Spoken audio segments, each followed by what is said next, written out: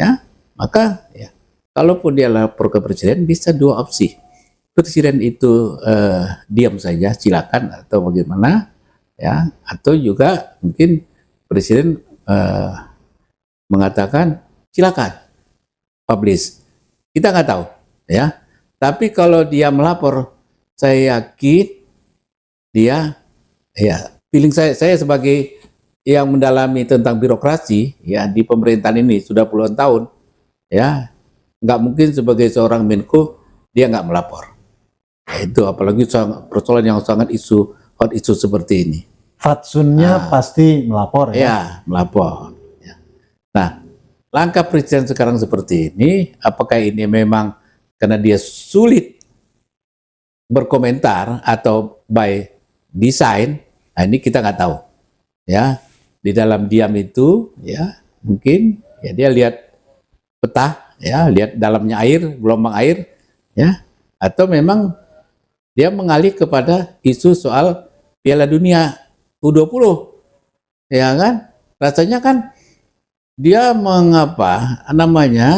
mengendorse persoalan Piala Dunia U20 kan begitu luar biasa, ya, soal perang Israel, tapi dia sedikit pun tidak bicara soal 349 triliun, padahal nilai Piala Dunia itu yang dikeluarkan mungkin nggak sampai segitu kalau dari segi kalkulasi.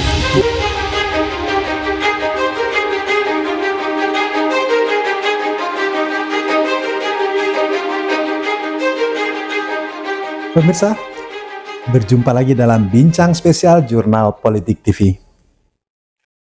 Suasana politik tetap saja hingar-bingar meskipun dalam suasana bulan puasa.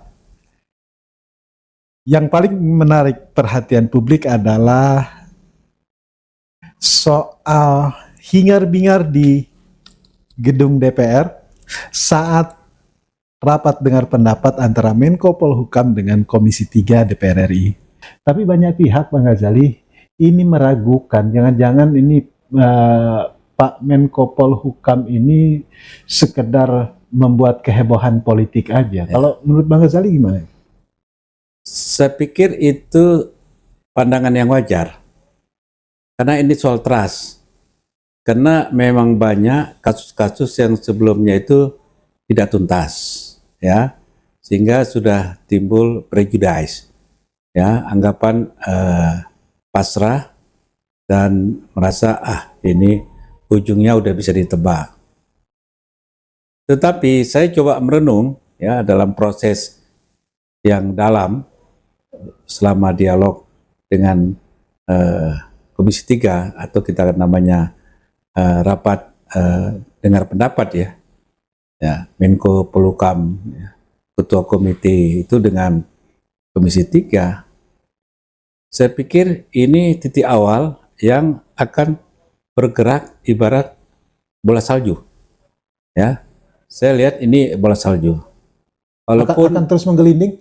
Walaupun ada upaya ingin menahan gelindingan ini, ya, tapi ini semakin membesar dan saatnya nanti ini nggak akan bisa terbendung. Kenapa? Karena yang disampaikan Mahfud MD itu bukan isu, tapi data dan fakta dalam bentuk bilangan agregat yang bersumber dari lembaga yang memang dilindungi dan berkekuatan undang-undang, PPATK. Ya, PPATK itu menerbitkan dokumen dan dokumen itu disampaikan ke DPR, ya, sampaikan juga ke Kementerian Keuangan dan kepada Ketua Komite, ya, Komite penelusuran pencucian uang itu. Dan kemudian juga Pak Mahfud dalam forum yang terbuka dan luas dilihat orang, ditonton orang, sudah menyampaikan data dan fakta itu dan juga menyatakan menyerahkan itu ke DPR, Komisi 3. Jadi sebetulnya bola ini, ya, sudah kemana-mana mengelinding, ya, sudah mengelinding ke Kementerian Keuangan dan mengelinding ke DPR.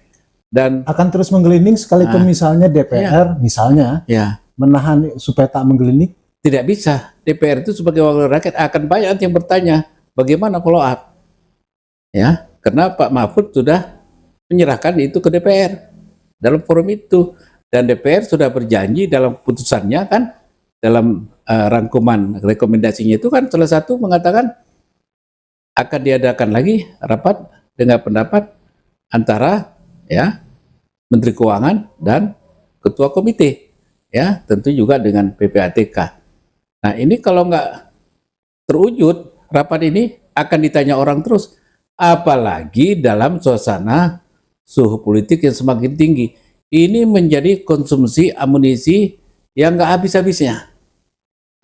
Tidak habis-habisnya ini, ya makin dikupas makin membesar, dan itu yang sekarang sedang dilihat ya, dan sudah memasang ancang-ancang bagi partai-partai politik untuk dikemas. Untuk Jadi digoreng isu, ya saya tidak digoreng ya boleh, tapi dikemas menjadi isu politik yang menarik, karena mungkin sebagian besar jutaan masyarakat Indonesia itu ngerti dia angka 49 itu. Angka 349 itu, 349 triliun itu sudah angka yang anak kecil pun paham itu. Kenapa Pak Mahfud tidak mendorong saja ini ke tingkat yang lebih serius, misalnya merekomendasikan kepada aparatur hukum untuk menggali, menyelidiki lebih jauh gitu? Nah, wewenang komite itu kan dia sudah pelajari, ya. Kalau sampai untuk perintah melakukan penyelidikan itu dari presiden. Ya, ingatkan kasus Sambo yang lalu, perintah itu diselesaikan tuntas karena keluar dari presiden. Ya, maka Jadi menggelinding dari itu. komite anti Ya, pencucian uang Pencucian ini uang itu ke presiden. harusnya memang ada perintah dari presiden. Tapi mungkin sampai sekarang instruksi itu belum ada. Jadi dia berputar di situ aja lah, tapi dia tidak mau diam supaya jangan bola itu balik ke dia. Kan ini ibarat total football ini jangan sempat bola itu balik ke dia. Itu harus berada di tangan para mereka stakeholder yang terlibat. Banyak pihak, Bang Ghazali, ini khawatir Ya. Mahfud nggak bisa meneruskan menggelindingkan bola ini. Kalau menurut Anda melihat dari karakter Pak Mahfud ini? Saya rasa bukan nggak bisa menggelinding, dia sudah gelindingkan tuh bola. Bola itu sudah digelindingkan, dan itu bola itu sudah dipegang di tangan stakeholder yang terkait, di keuangan, kemudian di DPR. Ini yang paling-paling nanti coba menahannya atau mengeliminasinya atau menyederhanakannya atau mereduksi isunya itu adalah paling dari Kementerian Keuangan. Ya, dari persoalan yang besar ini mungkin dicoba diperkecil sehingga skupnya semakin kecil, tidak sebesar ini. Tapi ini kan nggak mudah, karena sudah terbuka luas, ya, dan sudah terlibat banyak pihak, ya. Satu direktorat jenderal, berapa ribu tuh pegawai direktorat jenderal itu. Ini kalau nggak diselesaikan, kondisi psikologis petugas-petugas kebajikan di daerah hancur moralnya nih. Yang baik pun jadi hancur moralnya, yang baik pun jadi frustrasi kalau nggak dituntaskan, ya. Kalau yang nggak baik memang dia berharap diambangkan supaya selamat dia. Tapi yang baik masih banyak loh, ya pegawai pajak itu yang baik. Ya, kalau nggak dituntaskan, ini stigma, ya stempel yang terbangun itu, ya kasus siapa dulu, apa itu siapa namanya Tambunan siapa? Gayus. Kasus Gayus itu berapa lama itu stempel itu tertanam, baru orang lama-lama melupakannya. Nggak bisa. Sekarang hidup lagi. Ini ditambah lagi amunisinya. Jadi memang ini harus dituntaskan. Kalaupun memang ini nggak dituntaskan terdekat, tapi isu ini akan menggelinding menjadi isu yang hangat, menjadi hot issues saat-saat di akhir tahun ini, awal tahun depan, kontestasi mulai tajam, itu menjadi isu. Wah, kalau sudah seperti ini persoalannya lain lagi. Ada kekhawatiran kalangan perguruan tinggi, ya kolega Pak Mahfud sendiri misalnya, karena Pak Mahfud kan guru besar juga dia, profesor, ya kan. Pak Mahfud tidak akan tahan kalau sendirian, maka kalangan perguruan tinggi sekarang sedang konsolidasi, akan memberikan dukungan kepada Pak Mahfud, karena diyakini Pak Mahfud ini akan dikeroyok gitu. Betul nggak ini kira-kira prediksi ini gitu? Nggak bisa dikeroyok karena Pak Mahfud itu bicara lembaga. Dia bicara sebagai pejabat negara. Jadi melekat pada diri dia sepanjang dia tidak diberhentikan oleh presiden. Kan Posisi begitu. dia tetap kuat ya. Kalau dia diberhentikan oleh presiden, mungkin dia kewalahan sendiri, orang menyerang balik. Di sini mungkin pendukung-pendukung ini yang menjanjikan kalau ada dilepas kita akan backup. Tapi kalau sekarang ini pasti Pak Mahfud itu didukung oleh presiden. Kenapa? Karena sampai hari ini tidak ada larangan dari presiden. Tidak ada larangan dan tidak ada juga seruan ya. Tidak ada larangan, kemudian tidak ada seruan, artinya menyerahkan kebijakan itu kepada Pak Mahfud dan Pak Mahfud tidak ada merasa dia melampaui apa yang seharusnya dikerjakan. Ya, itu terus jadi berjalan ya. Anda yakin Pak Mahfud cukup kuat ini dari desakan, karena kan baru ketemu DPR saja ini sudah sangat panas perbincangannya. Belum lagi misalnya kan dengan pihak-pihak lain. Kira-kira Pak Mahfud nih bisa tahan apa enggak ini? Saya yakin dia bisa Pak. Karena dia bermain di suatu kondisi keadaan negara ini pada titik di mana solidaritas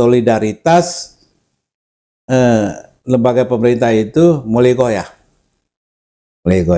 ya kan?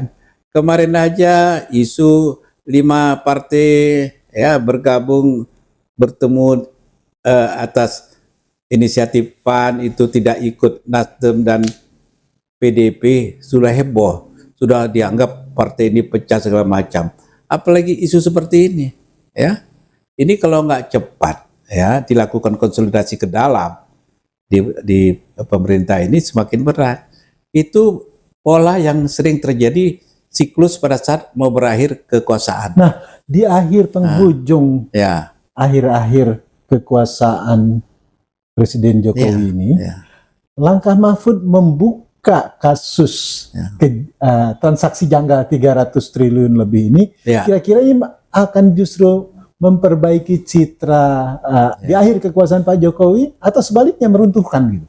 Jadi gini, ini kan Mahfud 3 tahun jadi menteri. Persoalan ini kan mulai dari 2009 ya, kan sudah cukup lama. Banyak pertanyaan, kenapa udah 3 tahun baru sekarang?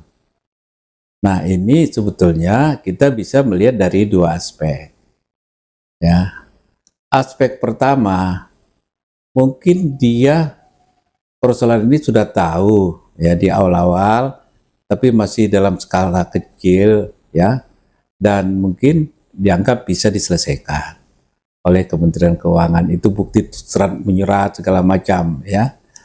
Nah, tapi bisa saja setelah sekian tahun ini 3 tahun, kemudian dia mendapatkan data yang begitu mengagetkan, muncul angka 300, dia merasa saatnya dia harus menyampaikan ini ya.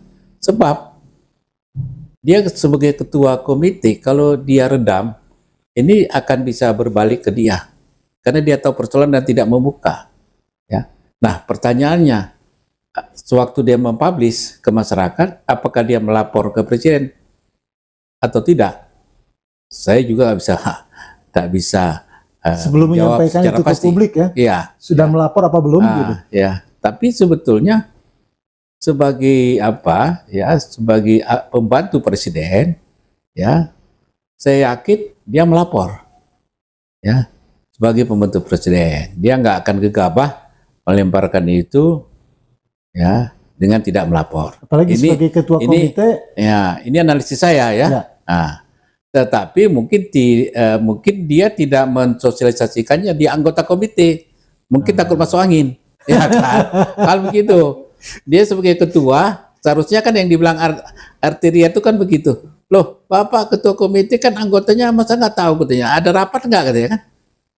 Kan begitu. Bisa saja ya, ini isu yang begitu besar begini, jangan-jangan ke anggota komite yang lain ya ditahan dulu infonya. Dia tidak tahu, dia tidak sampaikan ya. Maka ya kalaupun dia lapor ke presiden bisa dua opsi.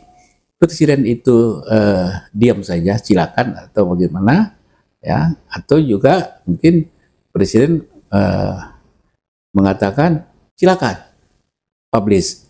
Kita nggak tahu, ya.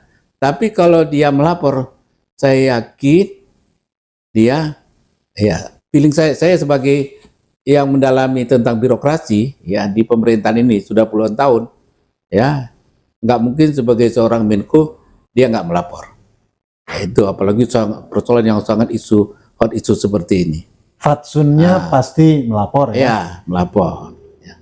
Nah, langkah presiden sekarang seperti ini, apakah ini memang karena dia sulit berkomentar atau by design?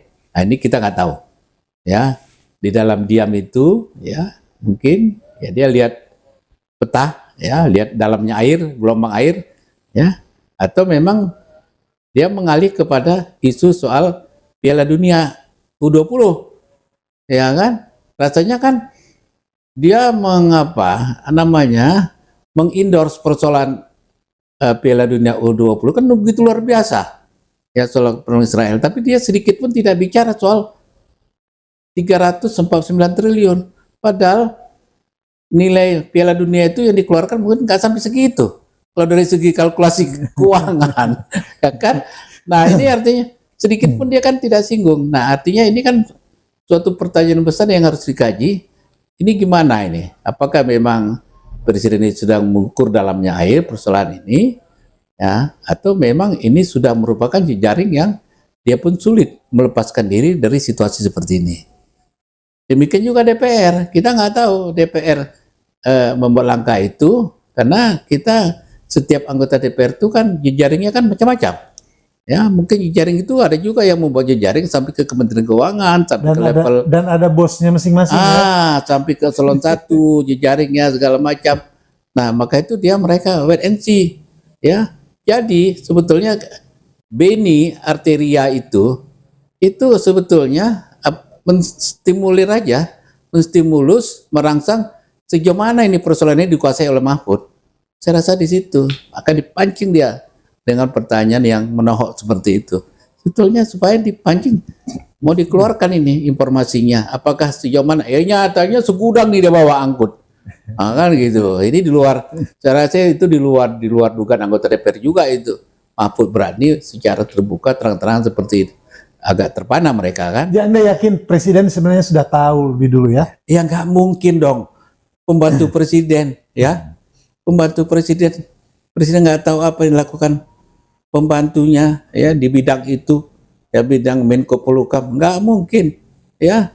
Itu tidak dari segi fatsun birokrasi, ya, dan juga hierarki itu juga nggak mungkin. Ada kemungkinan ini merupakan langkah politik penegakan hukum di akhir periode Pak Jokowi ini, sehingga memberikan kesan yang luar biasa, atau seperti apa kira-kira? Gini, ini persoalan kan big problem, ya.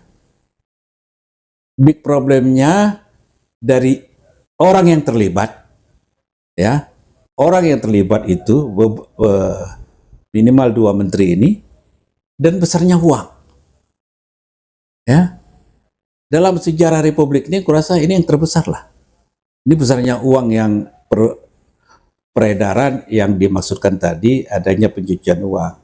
Walaupun ini uangnya sebetulnya berapa, kan belum bisa dihitung karena masih diduga, ya, pencucian uang.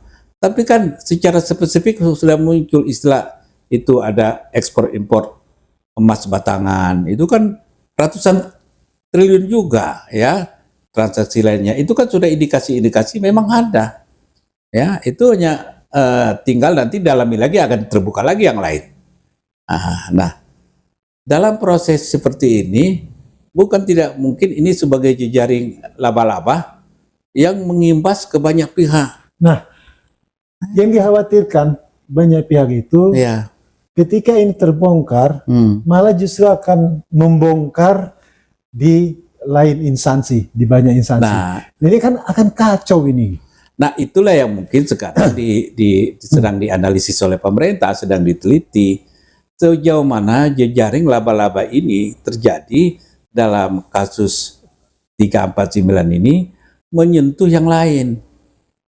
Bagaimana kalau sempat ini menyentuh di sekitar istana? Bagaimana ini menyentuh orang-orang di lapisan terdekat? Ini kan harus diperhitungkan betul ini langkah ini. Ini yang nampaknya sekarang ini ibaratnya kalau orang yang sakit gigi. Ah, kalau sakit gigi ini kan susah dia ngomong berapa ya? Ada sakit gigi. Nah, ini yang sedang terjadi. Jadi kalau diukur-ukur memang banyak jaringan terlibat, kalau itu diangkat ke permukaan, yang goyah ini pemerintah secara keseluruhan. Ya, di saat-saat ujung pemerintah akan berganti kondisi seperti itu, kan politiknya semakin nggak karuan, ya. Itu akan mempengaruhi dan dampaknya kemana? Ke ekonomi, interaksi sosial, konflik sosial, kecurigaan antara masyarakat itu semakin mengental.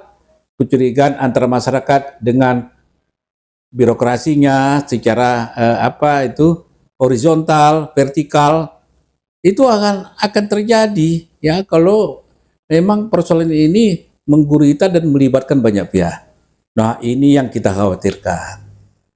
Gitu Ini tadi. batu ujian Ya, yang paling luar berat. biasa, paling berat Ya. untuk Pak Jokowi, karena asumsi kita Pak Jokowi sudah tahu ini untuk kemudian dibuka oleh Pak Mahfud ya.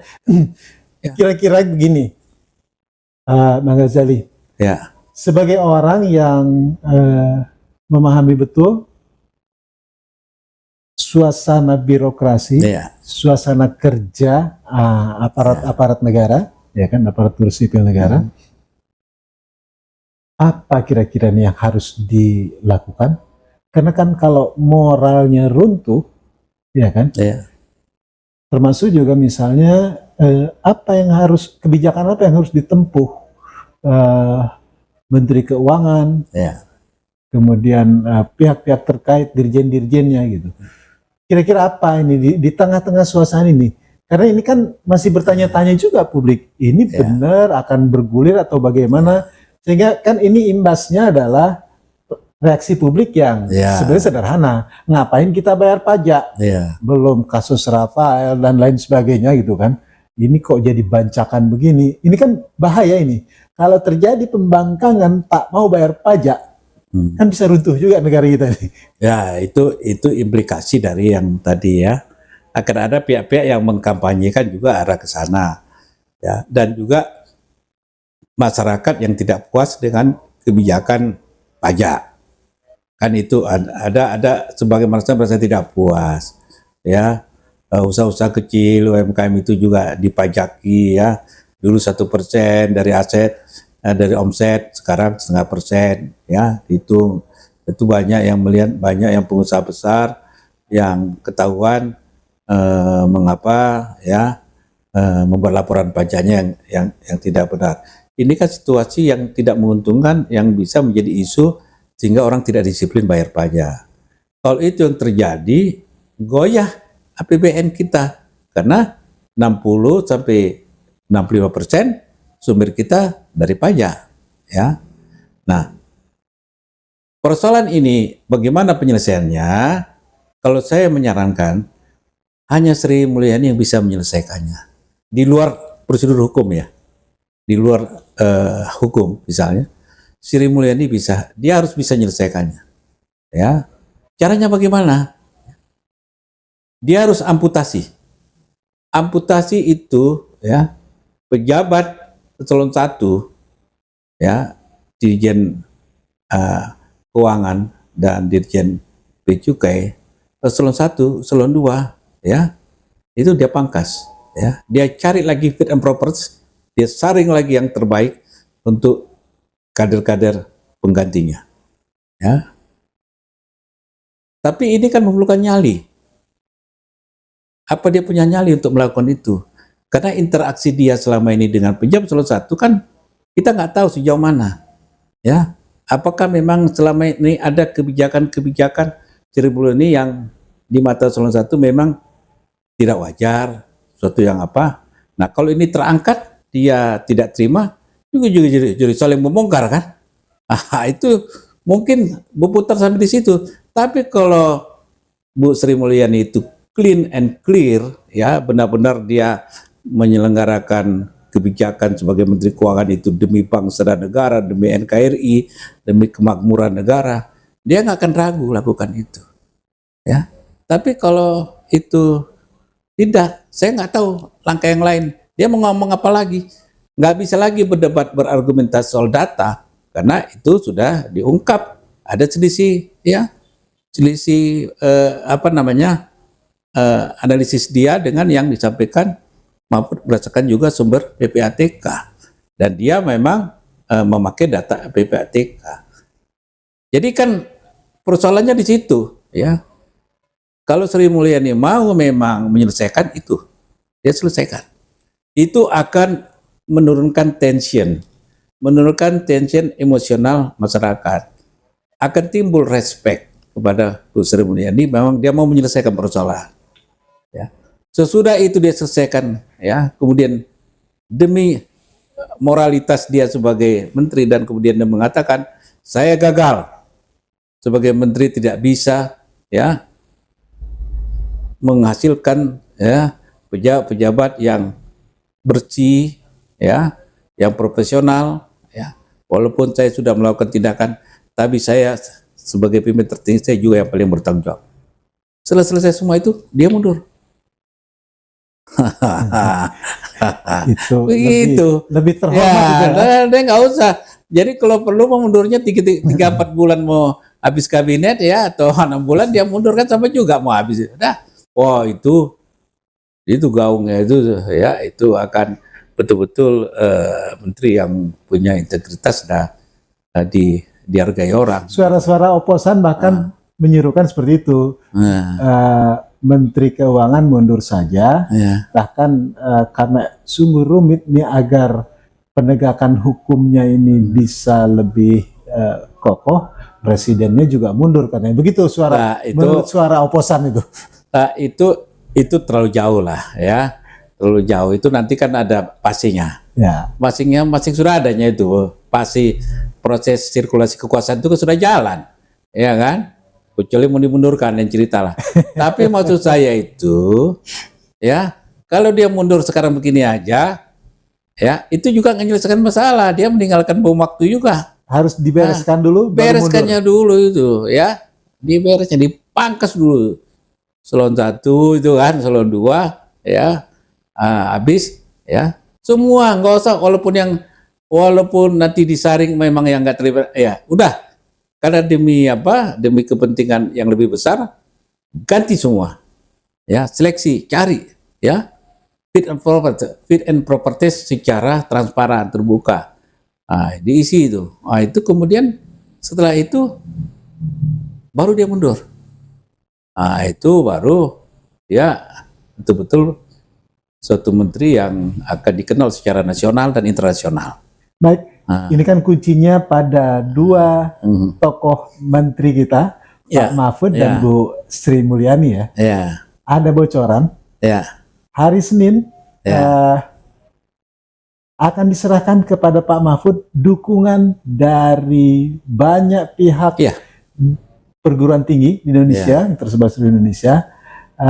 Untuk Pak Mahfud akan diberikan menyampaikan dukungan. Komentar Bang Ghazali ini. Saya kan lihat juga itu semua profesor, ya, mungkin lebih dari 120-150 sekarang mungkin udah profesor semua perguruan tinggi mendukung Pak Mahfud, ya. Lah itu bisa-bisa saja, ya. Itu menunjukkan suatu upaya dukungan moralitas kepada Pak Mahfud, apalagi itu para profesor yang pasti menggunakan akal sehat, ya kan, yang dia punya suatu pandangan yang sudah dia miliki sebagai seorang akademisi yang sudah matang, ya. Saya pikir itu harus juga menjadi pertimbangan bagi presiden, ya, untuk tidak hanya berdiam diri, ya. Kalaupun dia ingin menjaga nama baik menteri-menterinya ya tidak ada yang kehilangan muka. Mungkin caranya seperti itu. Pak Mahfud kemudian calling down dan Sri Mulyani kerjakan seperti yang tadi saya sarankan. Itu Bang Ghazali, kalau kita itu, lihat saja perkembangan kita berikutnya. lihat ya kan. Kita lihat perkembangan berikutnya, Ya, apakah mari kita lihat. Bu Sri Mulyani Ya. bisa melakukan seperti yang disampaikan oleh Bang Ghazali tadi. Ya. Bereskan dulu, baru Ya. mundur sehingga Ya. lebih terhormat. Pemirsa, nantikan informasi menarik bincang spesial Jurnal Politik TV merespon perkembangan dunia politik dan hukum di negeri kita tercinta. Hanya di Jurnal Politik TV. Billahi taufiq wal hidayah. Wassalamualaikum warahmatullahi wabarakatuh. Waalaikumsalam.